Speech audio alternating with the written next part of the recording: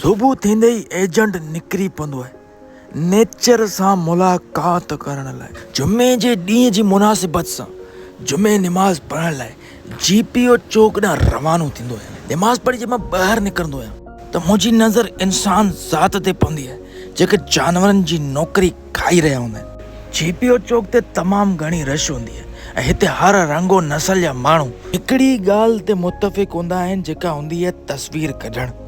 वरी जेॾी महिल आउं शाम जे टाइम ते ॿाहिरां चकर हणणु वेंदो आहियां त मुंहिंजो खाइण जो मूड एक्टिवेट थी वेंदो आहे ऐं जेॾी महिल आउं सराउंडिंग ॾिसंदो आहियां त मुंहिंजी नज़र पवंदी आहे यहूदी प्रोडक्ट KFC ते।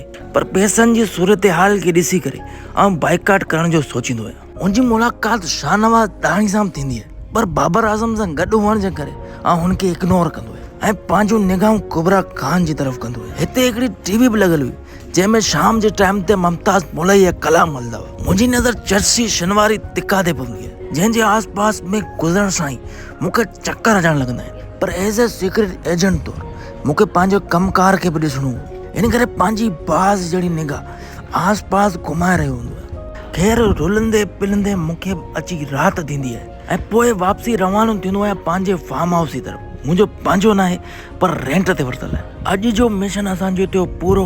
इंशाल्लाह वरी मुलाक़ात थींदी हिकिड़े ॿिए वीडियो में। तेसि ताईं सदाईं गॾु। अल्लाह हाफ़िज़ Nasir. Do not forget like share and subscribe.